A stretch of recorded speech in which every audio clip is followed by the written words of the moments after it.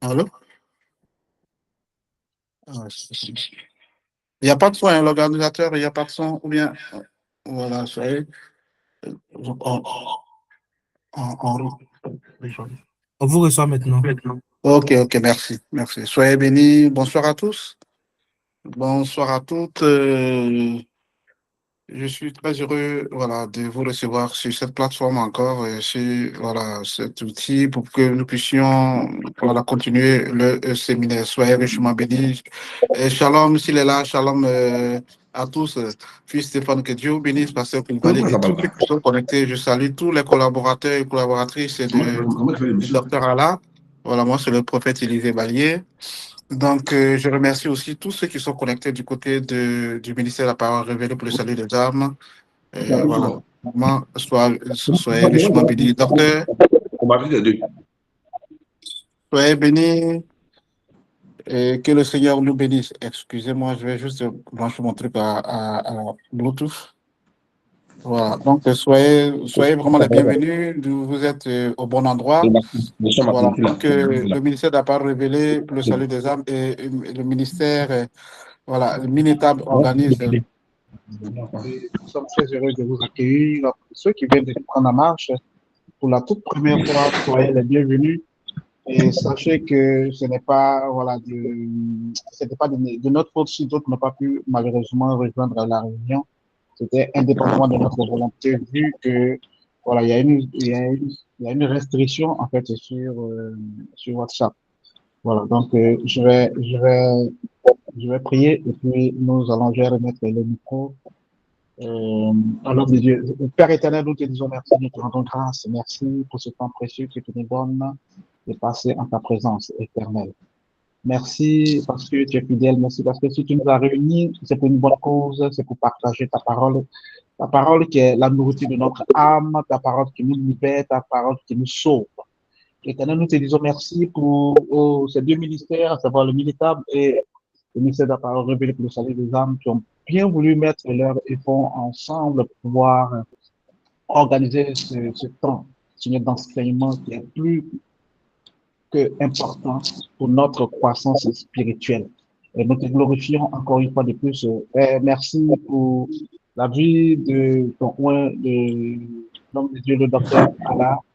Seigneur, merci encore de l'utiliser puissamment. Seigneur, merci d'ouvrir notre entendement, notre cœur, pour que cette parole, non seulement qu'elle ait en fait de l'effet sur nos âmes, nos vies, afin que nous puissions, éternel Dieu Tout-Puissant, arriver à bon port comme toi. Nous te disons merci au nom de Jésus-Christ de Nazareth. Amen. Amen. Docteur, je vous donne la parole. Soyez tous bénis.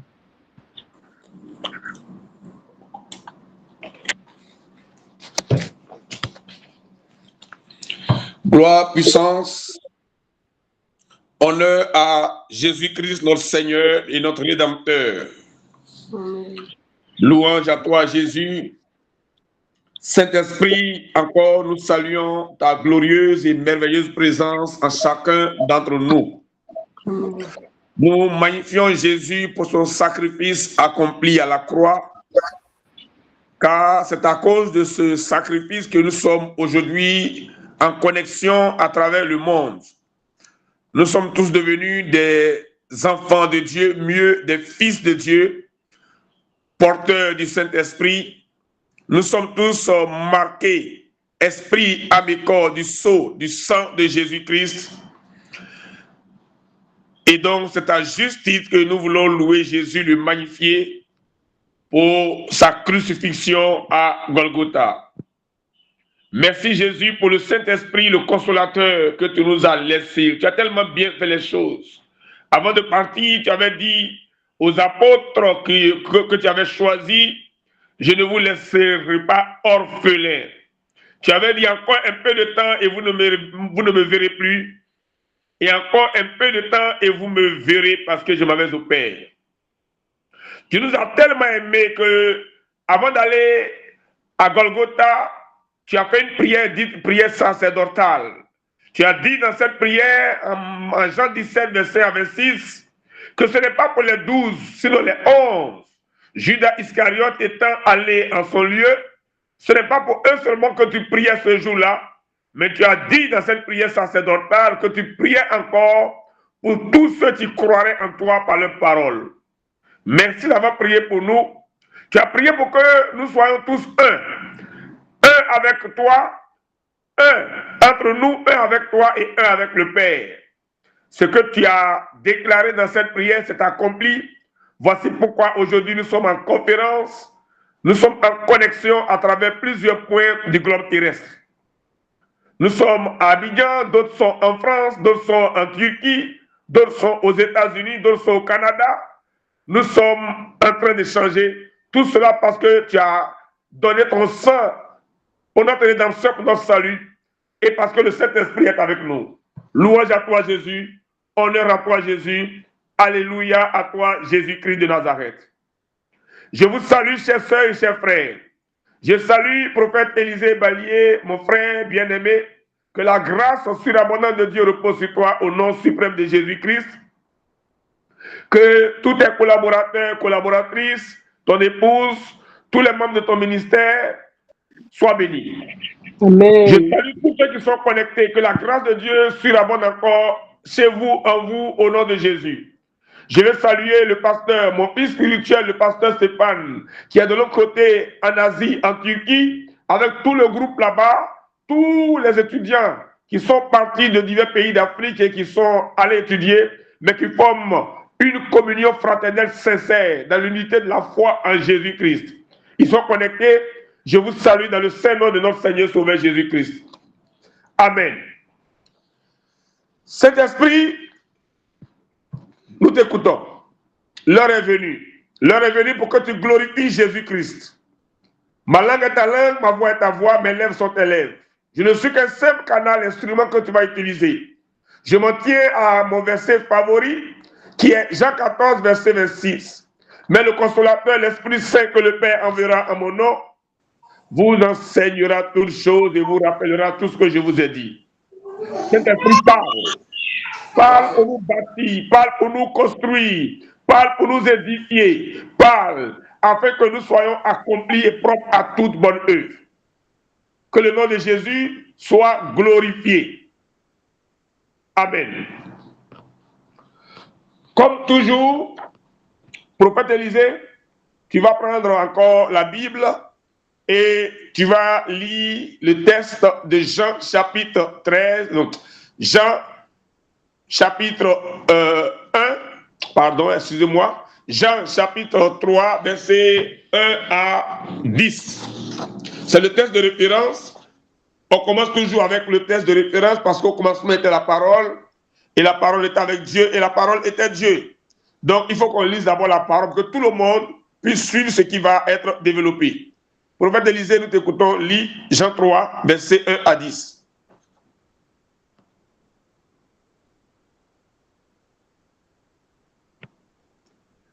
Prophète Élisée.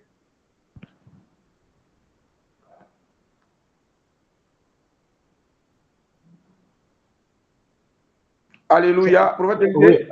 Oui, amen. C'est bon, vous m'entendez? Oui. Désolé. Je lis la parole de Dieu. Oui, dans le livre de Jean 3, à partir du verset 1er. Il y eut un homme d'entre les pharisiens nommé Nicodème, un chef des Juifs, qui vint, lui, auprès de Jésus de nuit et lui dit, Rabbi, nous savons que tu es un docteur venu de Dieu, car personne ne peut faire ces miracles que tu fais si Dieu n'est avec lui. Au verset 3, Jésus lui répondit, en vérité, je te le dis, si un homme naît de nouveau, il ne peut voir le royaume de Dieu. Nicodème lui dit, comment un homme peut-il naître quand il est vieux? Peut-il rentrer dans le sein de sa mère et naître? Jésus lui répondit, en vérité, je te le dis, si un homme ne naît d'eau et d'esprit, il ne peut entrer dans le royaume de Dieu. Ce qui est né de la chair est chair, et ce qui est né de l'esprit est esprit. Ne t'étonne pas que je t'ai dit, il faut que vous naissiez de nouveau. Le vent souffle où il veut et tu entends le bruit, mais tu ne sais d'où il vient, où il va, ni où il va. Il en est ainsi de tout homme qui est né de l'esprit. Nicodème lui dit, comment cela peut-il se faire? Je suis arrêté au verset 9. Le verset 10. Verset 10, Jésus lui répondit, tu es le docteur d'Israël et tu ne sais pas ces choses? En vérité, oui, oui. Tu ne sais pas ces choses? Amen. Nous allons poursuivre. Donc, il est question du débat entre deux docteurs. Un docteur selon la théologie juive qui a fait l'école de théologie et qui considère l'homme selon la chair, selon l'Adam. Un docteur qui considère l'homme selon qu'il est composé de la tête, des membres et du reste du corps. Et un autre docteur qui est notre Seigneur Sauveur Jésus-Christ. Nous avançons. Hier, nous avons vu que, contrairement à la décomposition de l'homme, connue par Nicodème et par tous les pharisiens et les religieux qui prennent le doigt trompeur pour l'homme vrai, notre Seigneur Jésus-Christ, dans sa vision de l'homme, nous transporte dans le royaume de Dieu. Et Jésus, par le Saint-Esprit, avec l'apôtre Paul à sa suite, décompose l'homme comme étant composé de trois parties, non pas seulement de la tête, des membres et du corps, mais dans le royaume de Dieu, selon 1 Thessaloniciens 5, verset 23, l'être humain est composé de trois parties, l'esprit, l'âme et le corps, si nous partons du dedans vers le dehors. Et le meilleur voyage à faire, c'est un voyage qui doit nous amener du dedans vers le dehors, parce que Jésus, comme l'apôtre Paul, conduit et animé par le Saint-Esprit, veut nous enseigner, nous instruire, afin que nous prenions conscience que nous ne sommes pas seulement corps physique, mais le plus important en nous, c'est l'esprit et l'âme. En Matthieu 23, je rappelle encore ce verset sans cesse, Jésus, en fustigeant les pharisiens, a dit ceci, « Pharisiens hypocrites et aveugles, nettoie premièrement l'intérieur de la coupe et du plat et l'extérieur sera net. » Nous avons donc dit qu'à l'intérieur de chacun d'entre nous, nous devons le savoir, parce que si nous ignorons cela, nous allons nous exposer à de graves dangers. Et au lieu que notre corps devienne le temple de Dieu, un temple de prière,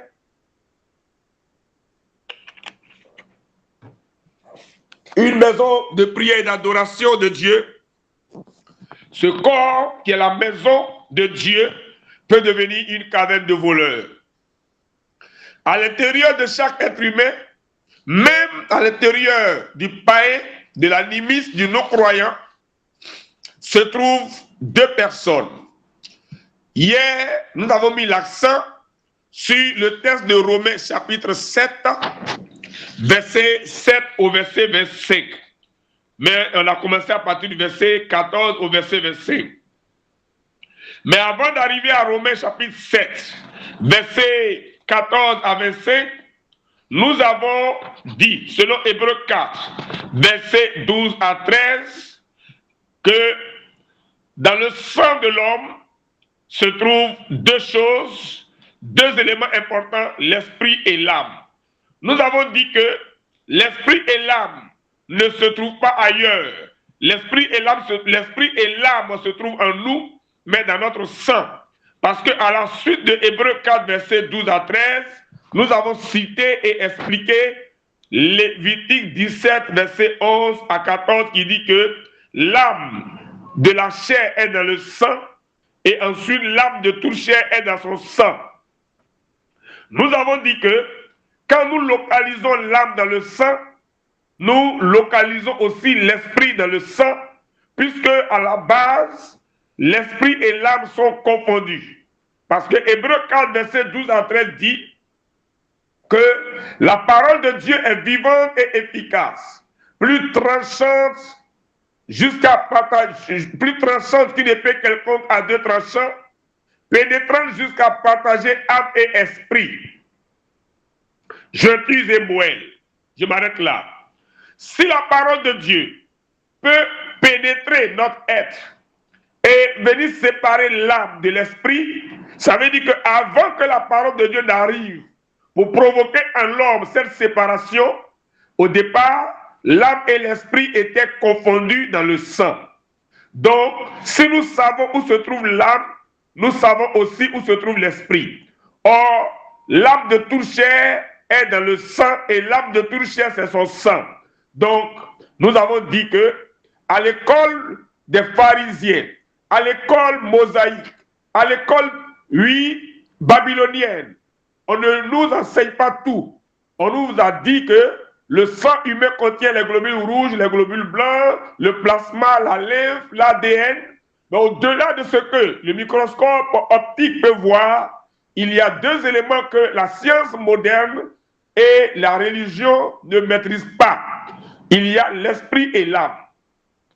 Nous sommes allés plus loin et nous avons dit que, comme au départ, l'esprit et l'âme sont confondus, donc nous avons fait une pause pour étudier, oui, tous les noms qui sont attribués à l'esprit et tous les noms qui sont attribués à l'âme dans la Bible, afin qu'il n'y ait pas de confusion entre les deux choses. Parce que les deux choses sont différentes. L'esprit n'est pas l'âme, l'âme n'est pas l'esprit, mais les deux sont confondus. Nous avons dit que avant qu'il y ait séparation entre les deux, l'âme et l'esprit, bien que confondus, sont en dualité, sont en conflit.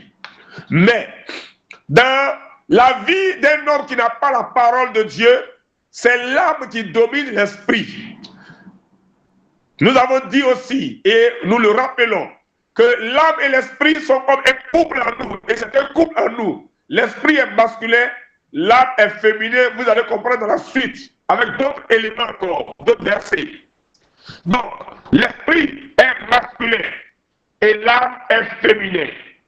Et dans cette confusion, ou alors dans ce mélange, parce que les deux sont confondus, dans le sang avant la conversion,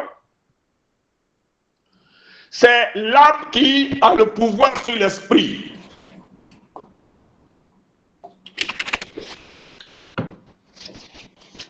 Pourtant, en principe, c'est l'homme qui est le chef.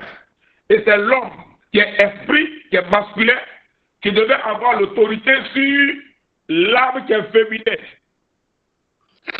Mais ça, excusez-moi, mais cette autorité ne peut pas bien se manifester tant que la parole de Dieu n'est pas arrivée. C'est pourquoi Hébreux 4, verset 12 est très important. Il faut qu'il y ait forcément cette séparation entre l'âme et l'esprit pour que chacun puisse jouer le rôle que Dieu lui a confié.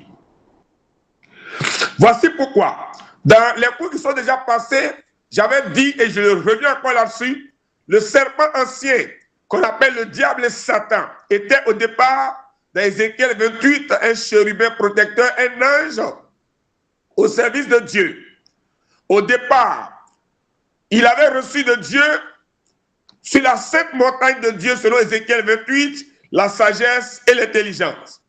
Comme Dieu ne se répand pas de ses dons et de son appel, selon Romains 11, verset 29, après qu'il y ait eu désobéissance et que l'orgueil soit monté dans le cœur du chérubin protecteur qui a corrompu un groupe d'anges, après qu'il y ait eu guerre dans le ciel, entre Michel et ses anges et le dragon et ses anges, et que le dragon, le serpent ancien, fut précipité sur la terre avec ses démons, avant que le serpent ancien n'aille dans le jardin d'Éden pour aller séduire Ève, il savait toutes ces choses. Voici pourquoi, lorsqu'il est arrivé dans le jardin d'Éden, dans Genèse chapitre 3, il n'est pas allé vers l'homme, mais il allait vers la femme. C'est l'apôtre Paul qui, en connaissance de toutes ces choses, par la révélation des mystères de la parole de Dieu, qui va nous permettre de savoir toutes ces choses lorsqu'il écrit ses lettres ses épîtres aux églises. On verra dans la suite. Paul a dit que c'est la femme qui s'est rendue premièrement coupable de transgression et c'est elle qui a séduit l'homme. C'est un dessein. Parce que quand la parole de Dieu, quand Dieu n'est pas présent, c'est l'âme qui domine l'esprit et l'esprit est affaibli. Hier, nous avons vu que l'esprit de l'homme est appelé le souffle de l'Éternel. Nous avons dit que même chez le païen et le non-croyant, il y a aussi un esprit, une âme et un corps. L'esprit de l'Éternel est le souffle du Tout-Puissant. C'est dans Job qu'on a vu cela. Job chapitre 32, lorsque le jeune Éliou était en train de confondre les contradicteurs, les amis consolateurs fâchés de Job. C'est dans Job 32, versets 8 à 10. Éliou a dit, ce n'est pas l'âge qui procure la sagesse et ce n'est pas la vieillesse qui rend capable de juger. Mais un homme, c'est l'esprit, virgule, le souffle du Tout-Puissant qui donne l'intelligence. Donc Éliou a bien dit, dans Job 32, versets 8 à 10, que l'esprit est appelé le souffle du Tout-Puissant. Or, en Genèse, chapitre 2, verset 7, lorsque Dieu a formé l'homme de la poussière du sol, Dieu a soufflé dans ses narines un souffle de vie et l'homme est devenu un être vivant. Dans 1 Corinthiens 15, verset 40 au verset 45, Paul dit que le premier homme, Adam, était une âme vivante. Donc, Dieu a soufflé l'esprit et l'esprit est allé entrer dans l'âme pour que l'être humain adamique devienne une âme vivante. Le souffle est entré dans l'âme. Le souffle est comme l'énergie divine qui permet à l'âme d'être vivante. Voilà. Le souffle que Dieu a envoyé là, c'est comme de l'énergie que Dieu a introduit dans l'âme qui est en l'homme pour que l'âme soit vivante. Parce que l'âme, c'est le sang. Et donc, l'âme devient vivante quand l'esprit rentre dans l'âme. Voilà, c'est deux choses différentes. Vous devez le savoir. Que Dieu vous bénisse. Donc, on a vu que l'esprit s'appelle le souffle de l'Éternel, mais aussi, lorsqu'on lit maintenant Romains chapitre 7, dont je parlais, verset 7 au verset à 25, l'esprit qu'on appelle le souffle du Tout-Puissant est aussi appelé l'entendement ou l'homme intérieur. Donc, nous retenons encore aujourd'hui que l'esprit qui est en l'homme a plusieurs noms. On l'appelle l'esprit, l'entendement. On appelle l'esprit l'homme intérieur. On appelle l'esprit le souffle du Tout-Puissant. On appelle l'esprit la lampe de l'Éternel. La lampe de l'Éternel, on a vu hier, c'est dans Proverbe. On a vu hier que la lampe de l'Éternel, c'est dans Proverbe que c'est écrit, c'est Salomon qui le dit. Proverbe 20, verset 27, il est écrit, le souffle de l'homme est une lampe de l'Éternel. Donc, on retient l'esprit de l'homme, qu'on appelle l'esprit humain.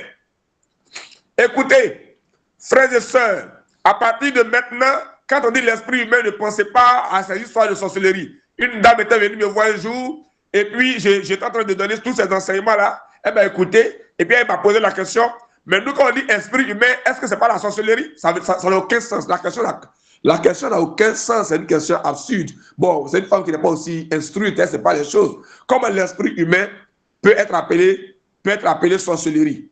Chaque être humain est composé de trois parties, je vous l'ai dit hier. Nous sommes des êtres à trois dimensions. Nous avons un corps, nous avons une âme et nous avons un esprit. On ne peut pas donc dire que si moi j'ai un esprit, je suis un être humain, j'ai un esprit, donc je suis sorcier. Ça n'a aucun sens. Mais tout ça, c'est à cause des faux enseignements qu'on a inoculés dans l'esprit des chrétiens. Ils ne comprennent rien. Dans les églises où on fait seulement des délivrances, où on voit le diable partout, les gens sont voûtés en fait. Parce que la foi vient de ce qu'on entend. Et ce qu'on entend vient de la parole de Christ. Si on vous enseigne mal, mais vous allez mal interpréter les choses. Tout être humain a un esprit. Et tout être humain n'est pas sorcier. L'esprit humain existe en chaque homme. Maintenant, l'esprit qui est en chaque homme, on appelle l'esprit humain là. Esprit humain veut dire esprit de l'homme. Humain, c'est l'homme. Chaque homme a un esprit. Donc, on ne peut pas dire esprit humain égale la sorcellerie. Ce n'est pas vrai. Et les gens sont remplis de peur à cause de l'ignorance. Et c'est la peur qui crée tout le désordre dans le corps de Christ. Chaque être humain a un esprit, une âme et un corps. L'esprit a d'autres noms. Je donne tout ça parce que lorsque vous lisez la Bible, vous pouvez voir un autre nom, une appellation, un autre vocabulaire qui est attribué à l'esprit. Par exemple, c'est important tout ça. Par exemple, à l'époque, quand nous, on venait d'accepter Jésus comme Seigneur Sauveur, on nous a fait croire que la femme ne doit pas porter de pantalon. Pourquoi? Parce que ceux qui disent cela, ceux qui enseignent cela, ça va prendre Deutéronome 22, versets 4 à 5. Dans Deutéronome 22, versets 4 à 5, on dit, un homme ne portera pas un vêtement de femme et une femme ne portera pas un vêtement d'homme. Le mot qui a été employé, c'est vêtement et non pantalon. Vous voyez comment il y a des amalgames? Alors, ce n'est pas un vêtement. Un vêtement est fait à partir de fils. Un vêtement, c'est un assemblage de fils tissés. Le mot fil veut dire quoi? Parce qu'un mot est expliqué par un autre mot. Puisque pour faire un vêtement, il faut des fils. Nous, on est en Côte d'Ivoire. Quand on prend la roue de Yamsokro et qu'on va à Boaké, on voit les tisserands qui sont en train de tisser des pailles baoulées. Vous voyez les fils qui sont tendus et ils sortent des pailles avec les couleurs des fils. Donc un vêtement, c'est un ensemble de fils tissés. Si donc vous ne connaissez pas la définition du mot fil, vous ne pouvez pas connaître la définition du mot vêtement. Le mot fil dans la Bible dit parole. Proverbe 6, verset 2 dit, si tu es enlacé, lié par les paroles de ta bouche, si tu es pris par les paroles de ta bouche, c'est avec le fil qu'on attache. Voilà. La corde à 3 fils ne se rompt pas facilement, dit l'Ecclésiaste. Donc, fil égale la parole. Maintenant, on va encore loin. C'est quoi la parole? La parole n'est que la pensée du cœur qui est revêtue de vocabulaire et qui est projetée dans le monde sensible. Je reprends. La parole qui sort de la bouche n'est que la pensée du cœur, on verra ça dans la suite, qui est revêtue de vocabulaire et qui est propulsée dans le monde sensible. Donc, parole égale la pensée. C'est la pensée qui prend forme. Frère, il faut que vous soyez enseigné. Donc, si la parole est le fil ou le fil est la parole, alors que la parole elle-même est la pensée. Jésus dit dans Matthieu 12, verset 34, c'est de l'abondance du cœur que la bouche parle. Et dans Matthieu 15, verset 18, il dit c'est du cœur que viennent les pensées, les mauvaises comme les bonnes. Donc, pensée, parole, parole, fil, fil assemblé, tissé devient vêtement. Donc, dans Deutéronome 28 et 22, verset 5, quand on dit un homme ne portera pas un vêtement de femme, ça veut dire un homme ne portera pas l'esprit. Parce que derrière le vêtement, on voit l'esprit ou la pensée ou l'âme. Donc un homme n'aura pas la pensée, l'esprit de l'homme, de la femme. Et la femme n'aura pas l'esprit de l'homme. Le mot vêtement veut dire esprit, un petit e. Pourquoi? Quand vous prenez Ecclésiaste 7, verset 9, il dit, qu'en tout temps, tes vêtements soient blancs.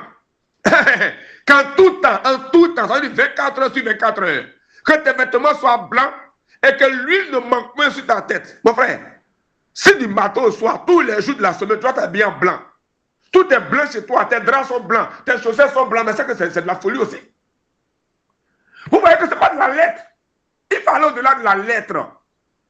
Donc, depuis Deutéronome 22, verset 5, de manière codée, Dieu voulait dire que dans le couple, la femme ne doit pas prendre l'autorité sur l'homme. C'est ce que ça veut dire. Et l'homme ne doit pas avoir l'esprit de la femme. La femme, c'est un sexe faible. Elle est faite pour être soumise à l'homme. C'est de ça qu'il s'agit. Mais si vous prenez les choses à la lettre et vous dites non, un homme ne porte pas un vêtement de femme.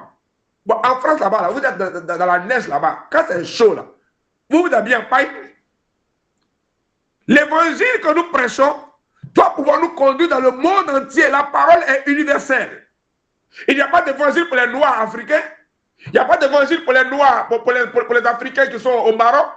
Il n'y a pas d'évangile pour les Mexicains. Dans d'autres pays, on a des hommes qui portent des jupes. L'évangile doit traverser toutes les frontières. Donc, si votre interprétation est une interprétation africaine de l'évangile, vous avez un problème. Donc, pour revenir à notre cours, le mot esprit, l'esprit, veut dire simplement l'entendement, c'est une autre signification. Le mot esprit veut dire aussi vêtement. Ésaïe 60, verset 3 dit quoi? C'est écrit ceci. L'esprit du Seigneur avec un E. L'Éternel est sur moi. Car l'Éternel m'a oint pour porter de bonnes nouvelles aux malheureux. Il m'a envoyé pour guérir ceux qui ont le cœur brisé, pour proclamer aux captifs la liberté et aux prisonniers la délivrance, pour publier une année de grâce de l'Éternel et un jour de vengeance de notre Dieu, pour consoler tous les affligés, pour accorder aux affligés de Sion, pour leur donner un diadème au lieu de la cendre. Suivez bien. Un diadème au lieu de, donc deux choses contraires. Un diadème au lieu de la cendre. Une huile de joie au lieu du deuil. Une huile de joie au lieu du deuil. Maintenant, il dit quoi? Il dit un vêtement de louange au lieu de. Au lieu de dire un vêtement de louange, au lieu d'un vêtement de tristesse ou d'abattement, il dit un vêtement de louange au lieu d'un esprit abattu. Donc, quand vous lisez bien, le mot vêtement a été remplacé dans la phrase contraire par son synonyme. Vêtement veut dire esprit. Si vous ne comprenez pas toutes ces choses, vous avez une mauvaise interprétation de la Bible. Donc, l'être humain est composé de trois parties, le corps, l'âme et l'esprit. L'esprit s'appelle ailleurs le souffle de l'Éternel. L'esprit s'appelle ailleurs la lampe de l'Éternel. L'esprit s'appelle ailleurs l'entendement. Romains 7, verset 7 à 25. L'esprit s'appelle ailleurs, dans Romains 7 toujours, l'homme intérieur. Je prends plaisir à la loi de Dieu selon l'homme intérieur. L'esprit s'appelle aussi vêtement. Maintenant, l'âme. L'âme s'appelle ailleurs la chair. Je vous ai dit hier qu'on dit la chair là. Ce n'est pas le corps physique d'abord. Très souvent, on confond la chair au corps physique parce que la chair, c'est l'âme. Et l'âme est dans le sang. Et le sang alimente le corps physique. Donc, par but de langage, très souvent, quand on dit chair, on touche le corps. Mais la chair, ce n'est pas le corps. Quand on dit les passions de la chair, on ne parle pas des passions du corps. Je vous ai dit hier qu'un cadavre qui n'est pas encore décomposé, quelqu'un qui vient juste de mourir, il a tous ses sens. Il a tous ses organes en place. Jacques dit dans Jacques 2, verset 26, comme le corps sans âme est mort, de même la foi sans les œuvres est morte. Un cadavre, quelqu'un qui vient de mourir, son âme l'a quitté. Son corps est là. Mais il n'a pas de passion. Il ne peut pas rire, il ne peut pas se mettre en colère, il ne peut pas tricher, il ne peut plus commettre l'adultère. Donc, la chair, ce n'est pas le corps. Sinon, les passions de la chair auraient signifié les passions du corps. Ce n'est pas le corps qui va commettre l'infidélité. Le corps, c'est vrai, exécute des ordres de l'âme. C'est l'âme qui pousse le corps à agir. Le corps sans âme est mort. Donc quand on dit qu'on est esclave du péché, là, ce n'est pas le corps qui est esclave du péché, c'est l'âme qui est esclave du péché. Et je vous ai dit hier que le péché, pas les péchés, le péché originel, c'est la semence du diable dans l'âme d'une personne. 1 Jean 3, verset 9 à 10. Quiconque est né de Dieu ne pratique pas le péché parce que la semence de Dieu demeure en lui. Donc celui qui est né de Dieu là, lui il a la semence de Dieu en lui et la semence de Dieu, selon Marc 4, verset 14, c'est la parole. L'autre qui pratique le péché, c'est parce que la semence du diable demeure en lui. Donc quand on lit bien la Bible, les locutions, les mots sont définis. Le péché originel, c'est la semence du diable. Le serpent ancien dans l'âme d'une personne. Le serpent ancien a inoculé, a planté, a semé sa graine dans l'âme de l'humanité à travers Ève. Voilà. Donc, je reviens. Comme on a donné des synonymes à l'esprit, on donne des synonymes à l'âme. L'âme s'appelle la chair. Dans toujours Romains 7, verset 7 à 25, c'est l'âme qu'on appelle les membres qui sont sur la terre. Si vous lisez bien Colossiens 3, verset 5 à 10, vous allez voir, Paul dit, faites donc mourir les membres qui sont sur la terre. Quand Paul dit de faire mourir les membres sur la terre, ça ne veut pas dire on doit couper nos pieds, nos bras, nos yeux. Non, il a cité les membres. Il dit, faites donc mourir les membres qui sont sur la terre. L'impudicité, l'idolâtrie, la cupidité, les mauvais désirs.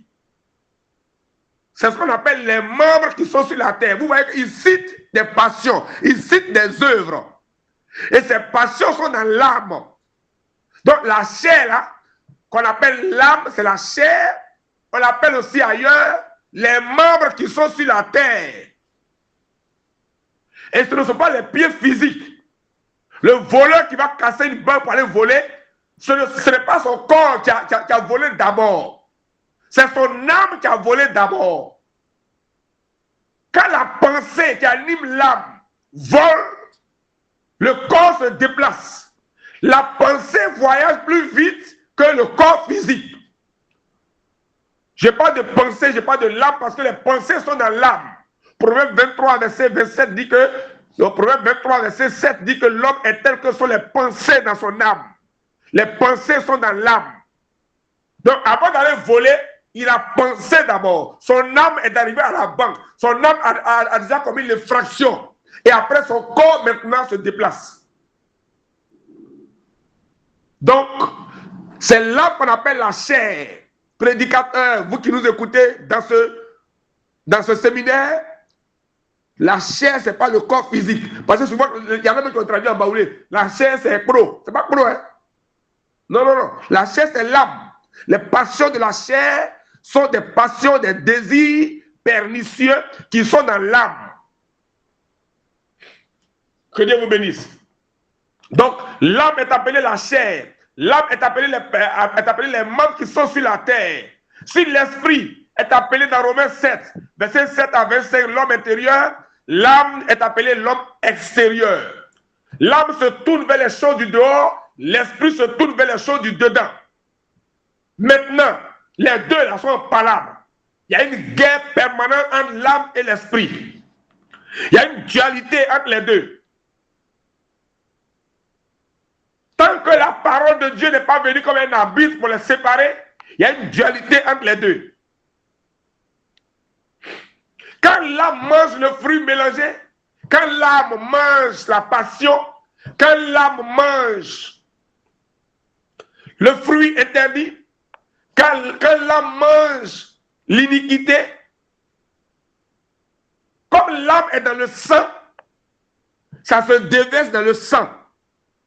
La plupart des maladies qu'on appelle à l'hôpital ou en médecine, les maladies psychosomatiques, psy veut dire penser, psy, P-S-Y veut dire penser, les maladies psychiques ou psychosomatiques ou psychologiques sont des maladies qui sont nées en nous à cause d'une dépression de l'âme. Quand l'âme connaît souvent des secousses et des dépressions, ça crée des maladies parce que l'âme est dans le sang. Quand une âme est sale, le sang est sale. Vous notez cette formule arithmétique, âme sale égale à sang sale. Et quand le sang est sale, comme c'est le sang qui alimente le corps, âme sale égale à sang sale égale à corps sale. Si souvent les gens confondent le corps à l'âme, le corps à la chair, c'est parce que la chair c'est l'âme et l'âme est dans le sang. C'est important. Donc, le corps est propre, est glorieux, si l'âme est glorieuse. Si l'âme est pure, est sanctifiée, est purifiée, est glorieuse, le sang est propre. Or, 1 Pierre 2, verset 24, que Jésus est le pasteur, le gardien de nos âmes. Nous partons rencontrer Jésus pour que nos âmes soient sauvées. Le plus grand travail du christianisme, c'est le travail de l'âme. C'est l'âme qui a été polluée, c'est l'âme qui a été souillée. C'est dans l'âme que le diable a semé des ronces, des épines, des ivraies. Je vous ai dit hier, je le répète encore, entre l'âme et l'esprit n'a pas de problème. Parce que l'esprit, là, c'est une partie du grand esprit infini de Dieu qu'il a mis en l'homme. L'esprit ne vole pas, l'esprit ne triche pas, l'esprit ne ment pas. L'esprit est saint comme Dieu est saint. Même si c'est un petit esprit.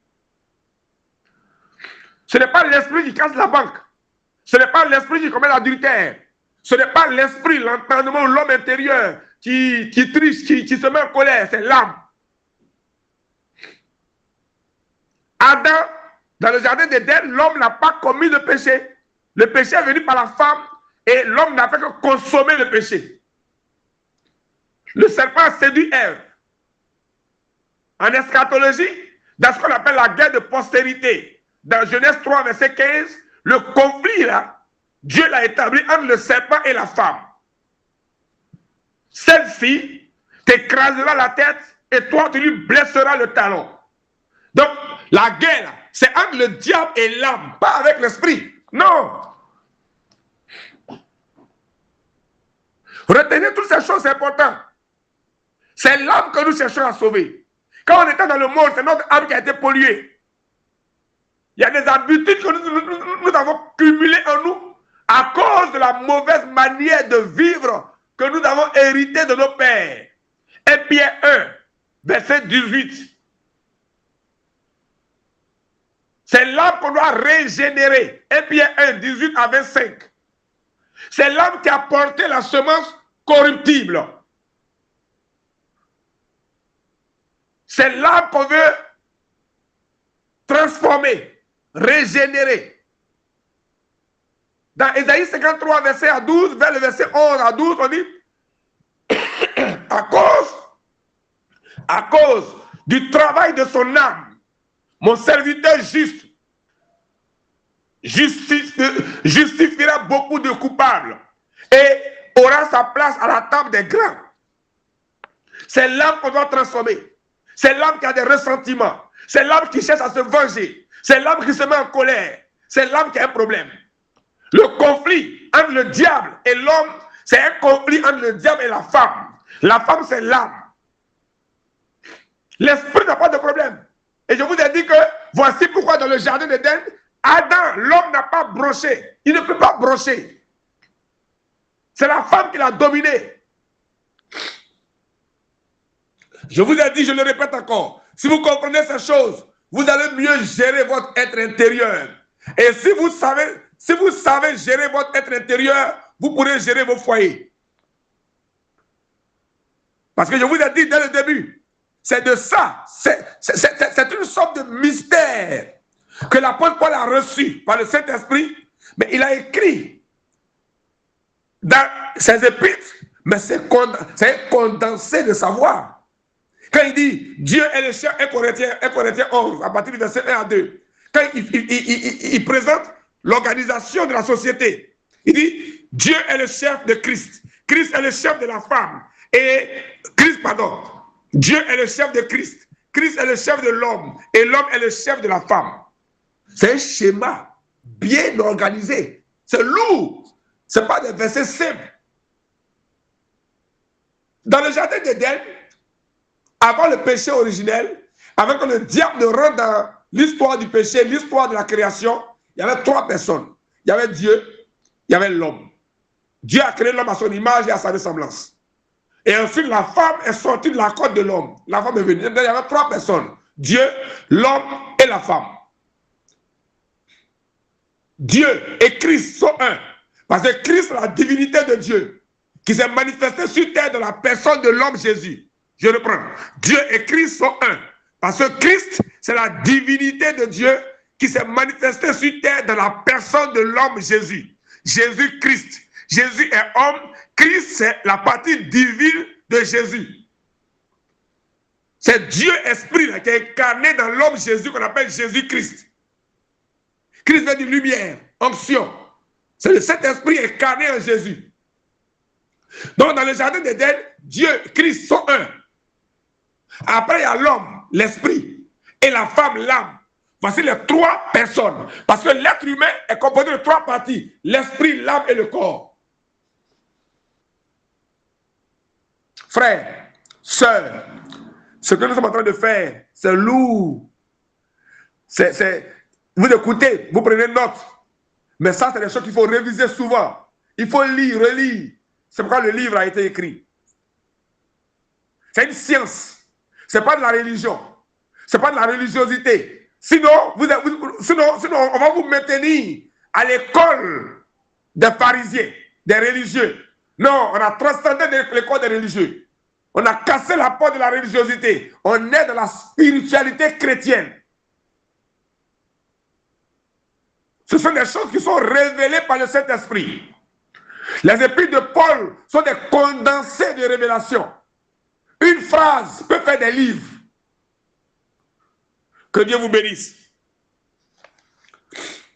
Alors, hier, j'ai mis l'accent spécifiquement sur Romains chapitre 9, Romains chapitre 7 là, précisément le verset 9. Je reviens encore sur le verset 9 de Romains 7 pour sortir la dualité entre l'esprit et l'âme. Analyse de Romains 7, verset 19, c'est le verset 19, pas le verset 9.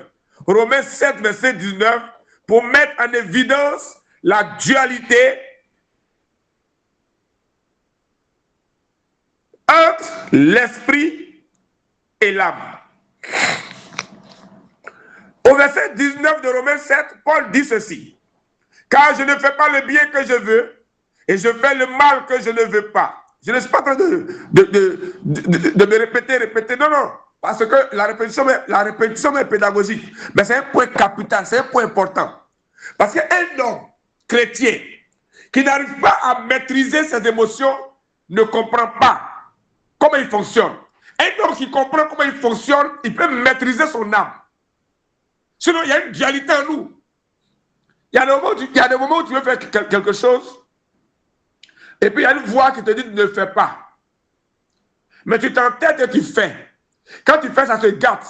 Et puis tu regrettes. C'est une dualité. Il y a un conflit permanent entre l'âme et l'esprit. Si vous ne comprenez pas ces choses, vous n'allez pas savoir vous gérer. Même le psaume 23 qu'on récite là, l'Éternel est mon berger. Je ne manquerai de rien. David était berger. Et David compose le psaume 23 et il dit l'Éternel est son berger. Un berger qui a un autre berger. Et puis il dit, il restaure mon âme. C'est une autosuggestion. Le psalmiste se parle à lui-même. Donc, il y a deux jeux qui sont en fonction. Il y a un jeu qui parle à un autre jeu. Ce sont des choses très importantes. Le christianisme n'est pas seulement du bruit. Non, non, non, non, non. C'est une école. Jésus est une école. On va l'étudier. On va étudier Dieu. Ce n'est pas un endroit où on va pour danser seulement, danser. Les Africains, ils dansent seulement. Moi, je vais sur YouTube, je vois de ces vidéos là, les gens dansent. Les Congolais, là, ils créent des danses. Ils dansent. Oh non, c'est pas possible. L'église est bourrée, c'est des danses. C'est du folklore. C'est lunaire. C'est ténébreux. L'église est une école. C'est l'école du Très-Haut. C'est l'école du royaume de Dieu. On va pour étudier Dieu. Sinon, vous ne serez pas discipliné. Le mot disciple veut dire des élèves qui sont disciplinés, instruits par un maître.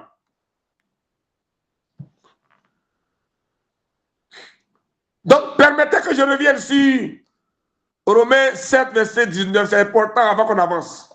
Si vous comprenez cette partie-là, la suite ça va couler facilement. Car je ne fais pas le bien que je veux. Ce n'est pas un seul jeu qui parle, c'est deux jeux qui parlent. Paul est en train d'expliquer la dualité qui était en lui-même. Et je fais le mal que je ne veux pas. Il y a deux sortes de jeux dans ce verset 19 de Romains 7. Il y a deux personnes qui parlent ici en l'apôtre Paul. Il y a le jeu qui est l'âme et le jeu de l'esprit. Je vous ai dit que l'esprit ne fait pas le mal. C'est l'âme qui fait le mal. l'apôtre Paul, dans la dualité de l'âme et de l'esprit en lui-même, voulait dire, car mon âme, ma chair, ne fait pas le bien que mon esprit veut, et mon âme, ma chair, fait le mal que mon esprit ne veut pas. Donc, il y a des chrétiens, on peut être chrétien, et puis continuer à vivre cette dualité-là. Pourquoi? Parce qu'on n'aime pas la parole. Parce que dans Hébreux 4, verset 12, il dit, car la parole de Dieu est vivante et efficace, plus tranchante qu'une épée quelconque à deux tranchants, pénétrante jusqu'à partager âme et esprit, justice et moelle. Elle juge les sentiments et les pensées du cœur. Nulle créature n'est cachée devant lui, mais tout est à nu et à découvert aux yeux de celui à qui nous devons rencontre. Il faut que le partage, la séparation entre l'âme et l'esprit ait lieu pour que l'âme cesse d'influencer l'esprit. Et alors, on verra dans la suite, une fois que la séparation est faite par la puissance de la parole de Dieu, en ce moment-là, le Saint-Esprit peut travailler maintenant pour pouvoir maîtriser l'âme.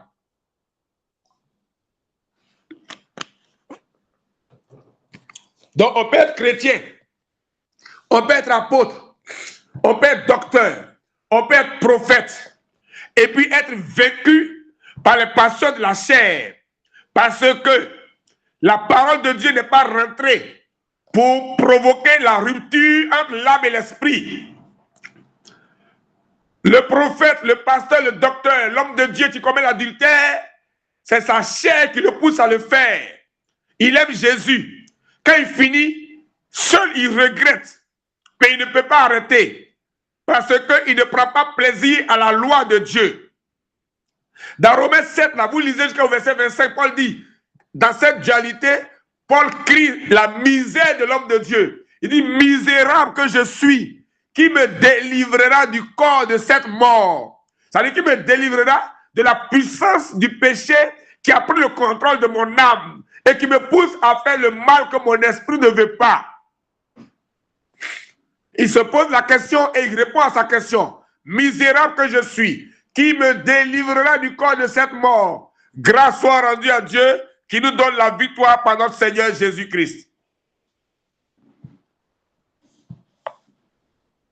Amen.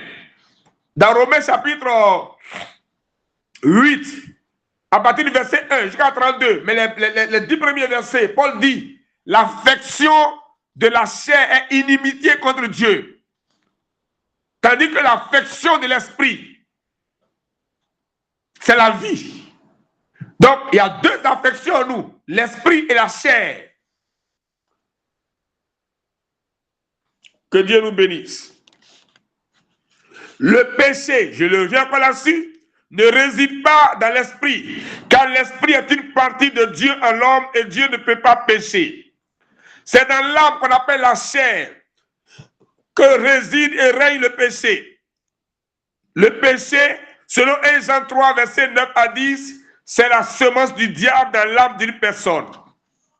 Dans le monde, avant l'acceptation de la parole de Dieu, moi, je ne dis pas seulement avant l'acceptation de Jésus seulement. Avant l'acceptation de Jésus et de la parole de Dieu, l'âme et l'esprit sont confondus dans le sang. Par conséquent, la souillure de l'âme influence souvent l'esprit et l'affaiblit. Adam était un homme faible, un chef faible dans le jardin d'Éden, parce que Dieu n'était pas là. Mais tout ça, c'était pour nous enseigner, pour nous instruire. Dieu s'est retiré pour nous instruire, afin que nous comprenions que quand Dieu n'est pas dans notre vie, dans notre existence, dans notre foyer, il y a un problème, le diable rentre. Parce qu'on verra vers la fin, on fera un schéma à la fin. Parce que il y a toujours trois personnes. Soit Dieu est là, entre l'esprit et l'âme, Dieu vient dedans. Dieu vient comme habite dans la parole. Ou alors, si ce n'est pas Dieu, l'Esprit Saint qui vient, c'est le malin, l'esprit du diable qui vient. C'est-à-dire quoi? L'âme et l'esprit là, soit ils sont domptés par l'Esprit de Dieu, en ce moment il y a une capacité de contrôle sur l'âme, ou alors, quand Dieu n'est pas là, c'est Satan qui arrive. Voilà. Dieu n'était pas là. Il était là, mais en fait, il s'était retiré. C'est une leçon. C'est un maître, un enseignant. Quand il s'est retiré, l'homme et la femme étaient tous deux nus. Le serpent est venu. Donc, si Dieu n'est pas présent, si l'Esprit Saint n'est pas présent avec la parole, c'est le serpent qui vient. L'esprit et l'âme sont incubés par autre chose, soit par l'Esprit de Dieu ou bien par l'Esprit du diable. Donc, il faut qu'on aime la parole. C'est la parole qui vient séparer l'âme avec l'esprit et c'est la parole qui permet au Saint-Esprit de gérer l'âme. C'est important de le savoir. Les païens n'ont pas la parole. Les païens n'ont pas la parole. Ils ont une petite partie de Dieu en eux qui est leur esprit, le souffle de l'Éternel en eux. Mais ça ne suffit pas. C'est la parole qui fait la différence entre deux êtres humains. Que Dieu nous bénisse.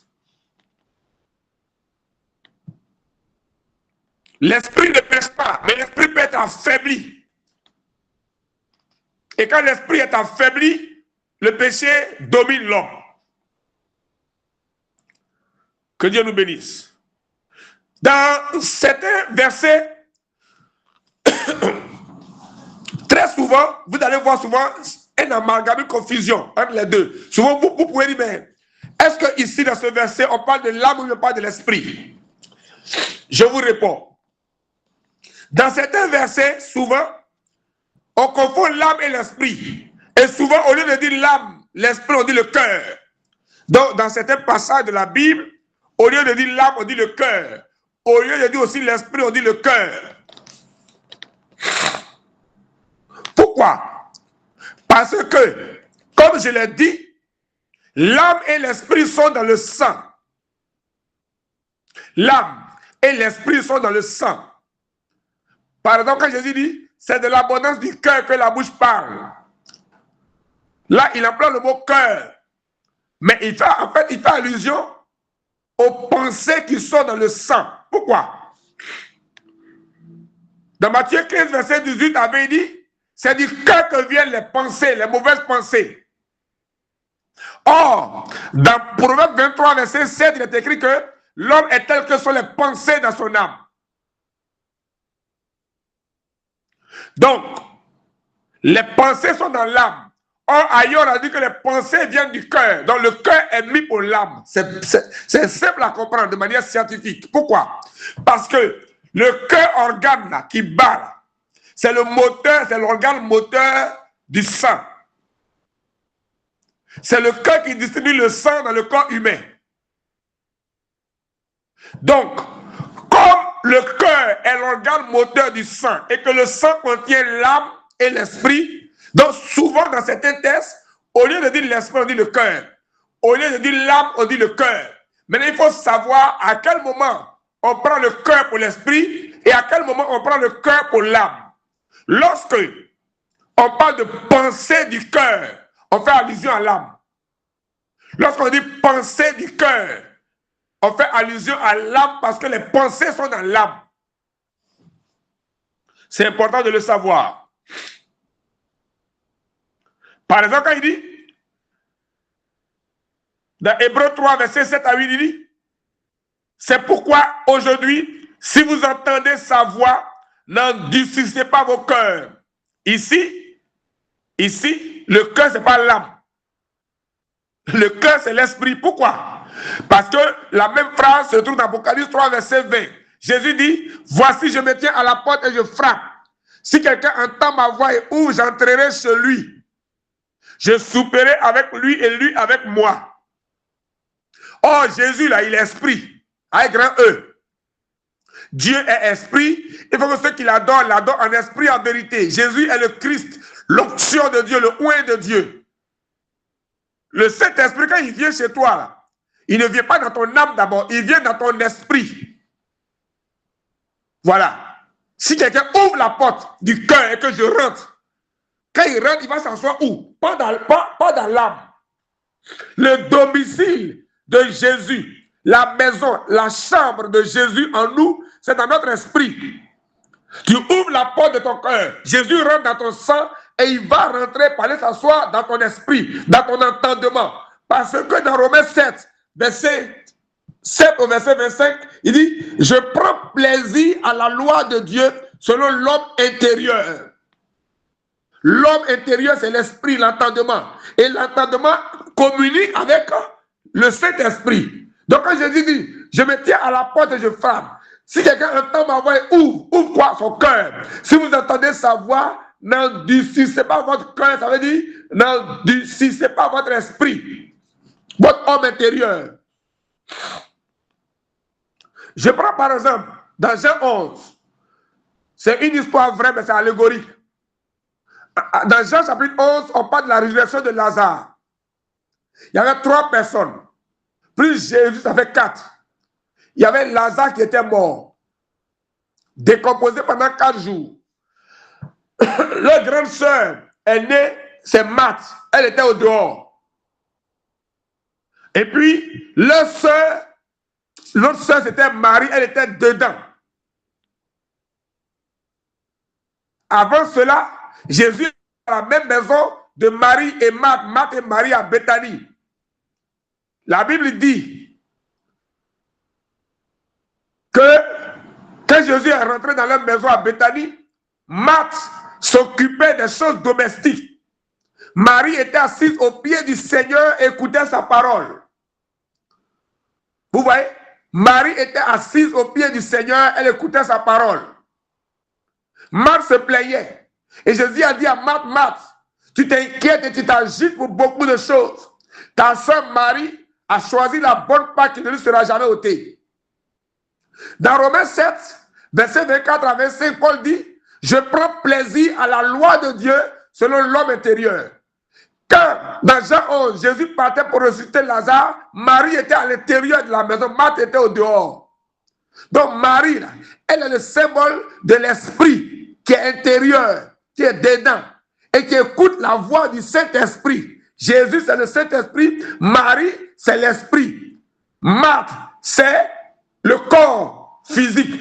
C'est pourquoi Marthe était au dehors. Marthe préparait la nourriture. On mange pour nourrir le corps. On s'habille pour vêtir le corps. Marthe était au dehors. Marthe, c'est le corps. Marie, c'est l'esprit. Et Lazare. Lazare, c'est l'âme. Jésus a dit, notre ami Lazare dort, mais je vais le réveiller. Or, Ézéchiel 18 dit quoi? L'âme qui pêche, c'est celle qui mourra. Lazare était mort. Le salaire du péché, c'est la mort. Or, le péché, c'est la semence du diable dans l'âme d'une personne. Le mot ami veut dire âme unie. Comme Jonathan et David, 2 amis, 2 âmes unies. Dans 1 Samuel 18, on dit, l'âme de Jonathan s'attacha à l'âme de David. Les deux s'aimaient comme 2 âmes unies, amis. Lazare, c'est l'âme. Marthe, c'est le corps. Marie, c'est l'esprit. Frère, nous avons beaucoup de choses à vous enseigner. Vous me direz peut-être, comment j'ai maîtrisé tout ça? Oui, mais parce que je vous ai dit avant de commencer que le cours que nous faisons maintenant, le séminaire, c'est la base de la connaissance biblique. Un homme qui a maîtrisé ça, il va comprendre beaucoup d'allégories bibliques, beaucoup de textes bibliques. Sinon, vous allez lire des histoires. Marie était assise au pied du Seigneur, elle écoutait sa parole. Elle avait choisi la bonne part qui ne lui sera jamais ôtée. Paul dit, je prends plaisir à la loi de Dieu selon l'homme intérieur. Quand Jésus rentre chez toi, dans ton cœur, il frappe à la porte du cœur. Quand il rentre, c'est l'esprit qui le reçoit. La chambre intérieure de Dieu, c'est notre esprit, ce n'est pas notre âme. Maintenant, quand Jésus rentre dans l'esprit et qu'il est assis maintenant, il va s'unir avec toi pour traiter ton âme.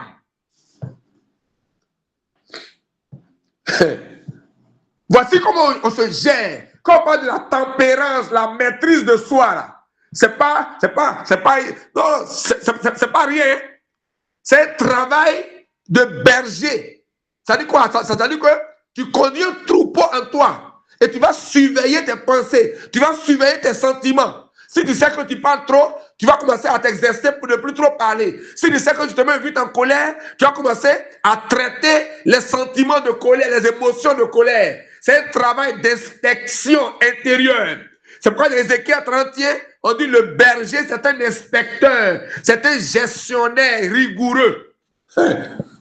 Frère, le christianisme, ce n'est pas du bruit, c'est une école. Il faut cultiver ton culte. Relisez la définition du culte dans Romains 12, verset à 2. C'est le renouvellement de l'être. C'est le fait de transporter l'être de la terre vers le ciel. C'est le renouvellement de l'âme de l'homme. C'est un travail de longue haleine, méthodique, de traitement de soi. Pour qu'on arrive à se dompter, à être transformé. C'est un mécanisme très sérieux, bien organisé. Ce n'est pas du bruit. Moi j'aime danser aussi. Mais quand je vais à l'église, on sent que je danse. Mais souvent, quand je suis en train de danser, je suis transporté. Moi, j'aime l'adoration. Plus que le bruit. Chrétiens, soyez instruits. Que Dieu vous bénisse. Je suis en train de vous donner beaucoup de choses en même temps. J'espère que vous aurez le temps d'aller vous mettre à l'ombre pour mastiquer cela tout doucement, comme le font les animaux, pour que ce que vous avez mangé rapidement puisse être mâché calmement au repos et que ça puisse être digeste pour rentrer en vous, dans votre intestin grêle et participer à votre courant sanguin. C'est pourquoi tout ça, je parle un langage divin spirituel. Voici pourquoi dans Deutéronome 14, lorsqu'on dit de manger les animaux, on dit de manger les animaux qui ont la corne fendue, les pieds fourchus et qui ruminent. Ce sont des animaux purs. Ça encore, c'est notre enseignement. Que Dieu vous bénisse. Donc, par moment, l'esprit est appelé cœur. Par moment, l'âme est appelée cœur. Si vous voyez âme, quelque part, avec pensée, ou bien cœur avec pensée, quand on dit par exemple, les pensées du cœur, on fait allusion à l'âme. S'il dit, je me tiens à la porte et je frappe, si quelqu'un entend ma voix et ouvre, j'entrerai chez lui. Et ailleurs, on dit maintenant dans Hébreux 3, versets 6 à 7, c'est pourquoi aujourd'hui, si vous entendez sa voix, n'endurcissez pas vos cœurs. Ça veut dire n'endurcissez pas votre esprit. Ouvrez votre esprit au Saint-Esprit pour que votre esprit devienne l'habitation du Saint-Esprit et les deux communiquent. Par exemple, dans Jean 16, verset 13 à 15 que je récite souvent, il dit, quand le consolateur sera venu, l'esprit de vérité, il vous conduira dans toute la vérité. Je m'arrête là. L'esprit de vérité vous conduira. Le vous est mis pour qui? C'est mis pour le corps, l'âme ou l'esprit? Je réponds en même temps. Le vous là. Jésus parlait aux disciples, c'est vrai.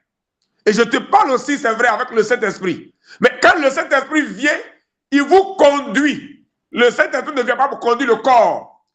Le Saint-Esprit vient pour conduire l'esprit, l'homme intérieur. Il conduira votre homme intérieur dans la vérité. Il va instruire votre homme intérieur, votre esprit, pour que votre esprit prenne plaisir à sa voix, pour que votre esprit écoute sa voix. Voilà. Frère, c'est un mécanisme, c'est un engrenage. J'ai réussi, à force de lire la Bible et d'étudier la Bible avec le Saint-Esprit, qui est mon professeur, à comprendre toutes ces choses, et j'ai développé en moi une communion intérieure entre mon entendement, mon esprit humain, mon homme intérieur et le Saint-Esprit. Donc au marché, je peux entendre la voix de Dieu me parler. Quand j'étais professeur de mathématiques, pendant que je faisais la géométrie, je fais une démonstration. Ça, c'est mon âme qui est en train d'enseigner parce que mon âme est la sphère de mon intelligence. Mais pendant que je suis en train d'enseigner, souvent je parle en langue. Un jour, j'avais un groupe de frères qui m'avaient quitté. C'était des jeunes que j'avais pris, j'ai transformés, et puis ils m'ont quitté. Ils m'ont quitté de la mauvaise manière. Et ils sont allés créer leur propre église à Yopougon. Et quand ils sont arrivés, ils étaient 5. Ils se sont donné les 5 ministères. C'était de la folie. Donc, ils se sont autoproclamés apôtres. Après, ils ont nommé un autre pasteur. Il y a un parmi eux qui avait quelques visions, alors que c'est nous qui avons prié pour lui pour qu'il ait les visions, il est nommé prophète. Il y a un autre qui est devenu le docteur, qui avait le titre sans la thèse. Et puis il y a un autre qui était évangéliste. Ils sont partis de la mauvaise manière, avec des calomnies, des injures, les politesses. Ils sont partis chez 3 prophètes. Et on leur a dit, vous avez manqué de l'espoir à votre père spirituel, allez demander pardon. Ah, d'accord. Ils sont venus demander pardon, et puis ils-mêmes disent, nous sommes partis prier dans 3 coins, on a dit de demander pardon, donc on vient demander pardon. Donc ça veut dire que vous-même, vous ne savez pas ce que vous avez fait. Ah. J'étais au tableau, je faisais la géométrie, j'étais professeur de mathématiques. L'esprit m'a saisi, j'ai parlé en langue, devant les élèves. J'ai arrêté le cours, j'ai pris une feuille, j'ai noté tout ce que j'entendais en moi. Après, j'ai écrit une lettre. J'ai écrit une lettre à celui qui était le pasteur, là, qui me détestait à mort. Pourtant, il a vécu chez moi pendant près de 3 ans. J'ai payé la maison. Je ne le connaissais nulle part. Et c'est moi qui ai fait son mariage.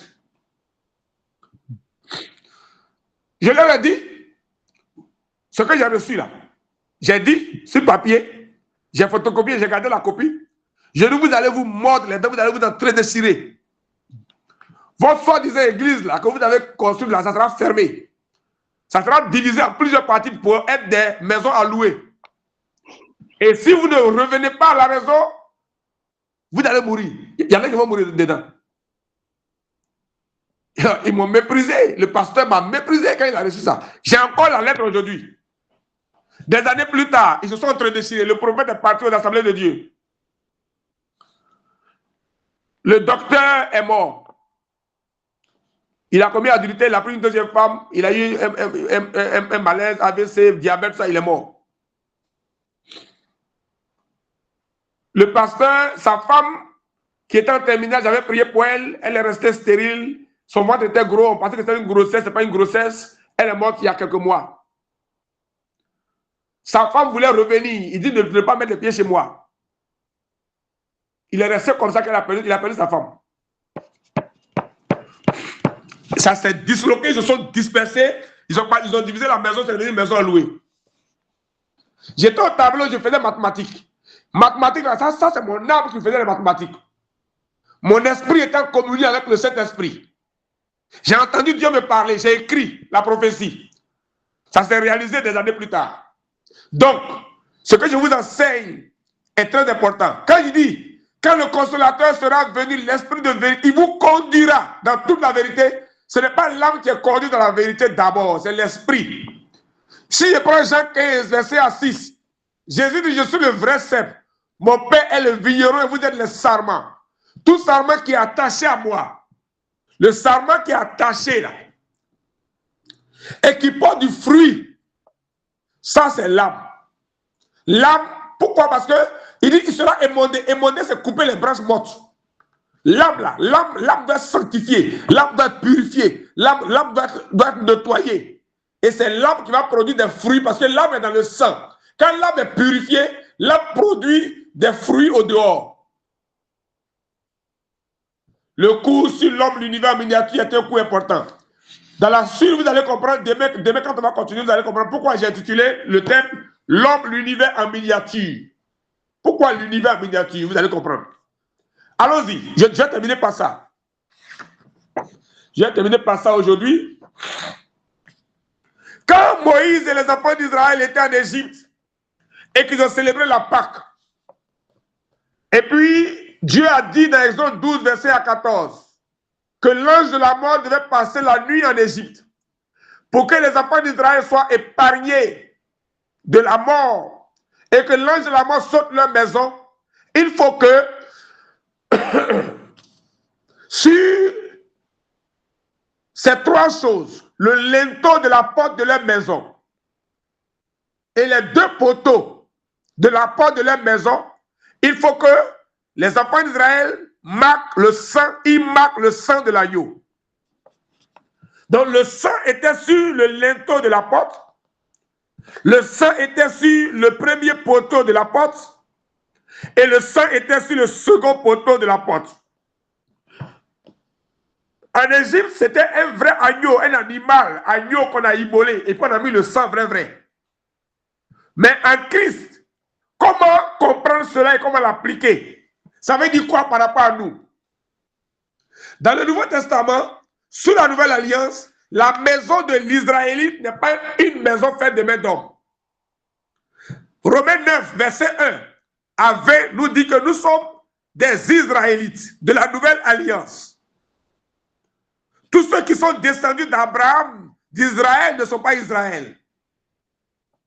Dans Galates 3, verset 27 à 29, il a dit que si nous sommes à Christ, nous sommes la postérité d'Abraham, héritiers selon la promesse. Donc, c'est nous qui sommes l'Israël de la Nouvelle Alliance. Tu es israélite, je suis israélite en tant que fils d'Abraham à cause de Christ en moi. 1. La maison de l'Israélite, ce n'est pas le bâtiment. La maison, c'est moi, c'est toi. Pourquoi? Hébreux 3, verset 3 à 6 dit que, le verset 6 dit, mais Christ est comme fils sur sa maison, et sa maison, c'est nous. Pourvu que nous retenions jusqu'à la faible confiance et l'espérance dont nous nous glorifions. Donc, je suis la maison de l'Israélite, tu es la maison de l'Israélite. Sur le linteau et les deux poteaux des portes de la maison de l'Israélite, on mettait le sang. C'est pas la porte de ta maison. La porte de ta maison, c'est ton cœur. Voici, je me tiens à la porte et je frappe. Je cite encore Apocalypse 3, verset 20. Si quelqu'un entend ma voix et ouvre, j'entrerai chez lui et je souperai avec lui.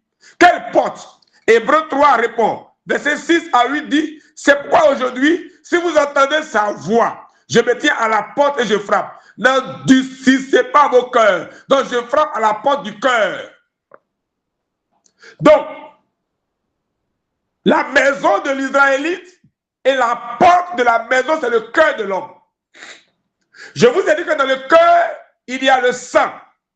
Et dans le sang, il y a l'âme et l'esprit. Donc, voici les trois dimensions de l'homme qui forment l'être humain. 1 Thessaloniciens 5, verset 23. Il y a l'esprit, il y a l'âme et le corps. Le linteau de l'Israélite sous Moïse, là, c'est la partie supérieure. Quand vous rentrez dans un bureau, dans une chambre, le bois qui est au-dessus de votre tête, là, ça s'appelle linteau. Et puis les deux poteaux, quand on fait une porte, il y a des cadres. Les deux cadres qui sont parallèles là. Tu as la même distance, la même forme et qui sont parallèles, c'est ça qu'on appelle les poteaux. Donc, on a le linteau qui est en haut, le bois qui est au-dessus de votre tête en haut, en entrant dans votre chambre, et les deux poteaux sont identiques mais parallèles, même forme. Quand on revient à moi, parce qu'il faut quitter le physique pour venir maintenant à moi, parce que tout se passe en moi, le culte se déroule en moi. En moi, c'est mon cœur. Dans mon cœur, il y a le sang. Il y a trois parties qui me composent en tant qu'être humain. Il y a mon esprit, il y a mon âme et il y a mon corps. La partie supérieure qui est en moi, c'est le linteau, c'est mon esprit. Parce que Dieu est au ciel. Dieu habite en moi, dans mon esprit. Donc, le linteau, c'est l'esprit. Le premier poteau, c'est l'âme. Pourquoi l'âme et l'autre, l'âme et le corps sont parallèles? Les deux poteaux sont parallèles. Les deux cadres de la porte sont parallèles. Parce que l'âme est dans le sang et le sang alimente le corps. L'homme est composé de trois parties. L'esprit, le linteau en haut. L'âme, le premier poteau à gauche ou à droite. Et le corps, le deuxième poteau qui est à votre gauche. Donc voici les trois dimensions de l'être. L'esprit, l'âme et le corps. Voici la porte. La porte, c'est le cœur. Donc on met le sang sur le linteau. Ça veut dire on met le sang sur l'esprit. On met le sang sur l'un des poteaux. On met le sang sur l'âme. Et on met le sang de l'agneau sur le corps. Donc ça veut dire quoi? Toi et moi, en Jésus-Christ, maison de Dieu que nous sommes, Israélites que nous sommes marqués, esprit, âme et corps par le sang de Jésus-Christ. C'est de ça que Paul parle dans 1 Thessaloniciens 5, verset 23. Que tout votre être, l'esprit, l'âme et le corps soient sanctifiés. Le sang sanctifie. Donc on marque le sang de Jésus sur ton esprit, ton âme et ton corps. Paul n'écrivait pas ses épîtres en vain. Il les écrivait sous l'inspiration du Saint-Esprit. C'était des condensés de révélations émanant de la dissection ou de la chirurgie de l'Ancien Testament. Parce qu'au moment où Paul écrivait les épîtres, il n'y avait pas encore de Bible complète. Donc c'est la Torah qu'il prenait. Et comme lui-même c'était un érudit, maître de la Torah, qui a pris la Torah au plus haut degré, au pied de Gamaliel, donc Jésus lui a donné le Saint-Esprit pour ouvrir la Torah, disséquer la Torah, faire la chirurgie de la Torah et expliquer ce qui est caché comme mystère de la Torah dans ses épîtres. Donc 1 Thessaloniciens 5, verset 23 explique Exode 12, verset 1 à 14, comment le sang de l'agneau est marqué sur le linteau et les deux poteaux. Donc le sang de l'agneau sur le linteau, c'est le sang de Jésus, agneau de Dieu, sur notre esprit. Le sang de Jésus, agneau de Dieu, sur notre âme. Et le sang de Jésus, agneau de Dieu, sur notre corps. Voici comment les trois dimensions de notre être sont sanctifiées et sont devenues irrépréhensibles par le sang de Jésus-Christ. Que Dieu vous bénisse. Je m'arrête là. Amen. Merci, docteur. Est-ce qu'on peut désactiver le micro, activer du moins le micro pour lui. Merci au docteur, merci pour cet enseignement. Comment ça valait la peine qu'on avance. Amen. Amen. Amen. Richement béni. Amen. Merci. Richement béni, docteur. C'est toujours un plaisir d'écouter la parole de Dieu. C'est notre essence. Et c'est celle-là même qui nous donne notre raison valable de vivre. Voilà. Donc, chers frères, sœurs, voilà, on ne dira pas malheureusement, mais nous allons clore cette séance aujourd'hui et tout en espérant nous retrouver demain par la grâce de Dieu. Amen. Donc, nous allons terminer aussi par la prière parce que nous avons commencé par la prière. Nous allons terminer par la prière. Docteur, merci beaucoup. C'est bon? Amen. Donc, nous rendons gloire au Père. Nous allons prier et nous allons nous séparer. Dieu le Père, Dieu le Saint-Esprit, merci pour ta grâce. Merci pour